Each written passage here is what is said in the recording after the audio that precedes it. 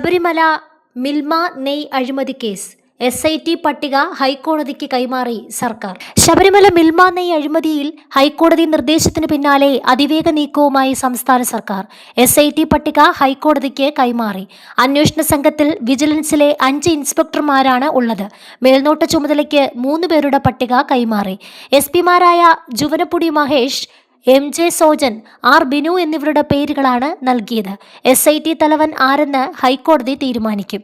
Vigilance മേധാവി മനോജ് എബ്രഹാമാണ് പട്ടിക നൽകിയത്. ശബരിമലയിലെ മെയിൻ സ്റ്റോറിലേക്കുള്ള സാധനങ്ങൾ വാങ്ങുന്നതിൽ വ്യാപക ക്രമക്കേട് നടന്നതായി ദേവസ്വം വിജിലൻസിന്റെ അന്വേഷണത്തിൽ കണ്ടെത്തിയിരുന്നു.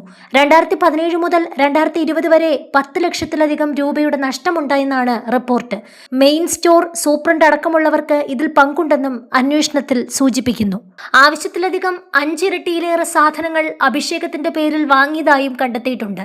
2017-20 കാലയളവിൽ മെയിൻ സ്റ്റോർ സൂപ്രണ്ടായിരുന്ന S മനുവിനെതിരായ പരാതിയിലാണ് ഈ വിവരങ്ങൾ പുറത്തുവന്നത്. മെയിൻ സ്റ്റോറിൽ വർഷങ്ങളായി തുടരുന്ന ജീവനക്കാരും വിതരണക്കാരും ക്രമക്കേടിൽ പങ്കാളികളായതായി റിപ്പോർട്ടിൽ പറയുന്നു. 2020-ലെ മിന്നൽ പരിശോധനയിൽ തേനും അരവണ നിർമ്മാണത്തിനുള്ള സാമഗ്രികളും അമിതമായി സൂക്ഷിച്ചിരുന്നതായും കണ്ടെത്തിയിരുന്നു. ബാക്കി വന്ന അരവണ സാമഗ്രികൾ എന്തു ചെയ്തു എന്നതിനെക്കുറിച്ച് ഒരറിവുമില്ല. അരവണ പാക്കിംഗ് സാധനങ്ങളിൽ കൂടുതൽ ഡാമേജ് കാണിച്ചു. വിതരണ കരാർ എടുത്ത സ്ഥാപനങ്ങൾക്കും പങ്കുണ്ടാകാൻ സാധ്യതയുണ്ട്. പർച്ചേസിൽ സ്പെഷ്യൽ ഓഡിറ്റ് വേണമെന്നും ദേവസ്വം ഓംബുഡ്സ്മാന് നൽകിയ റിപ്പോർട്ടിൽ ശുപാർശയുണ്ട്. സമഗ്രമായ അന്വേഷണത്തിനാണ് നിർദ്ദേശം.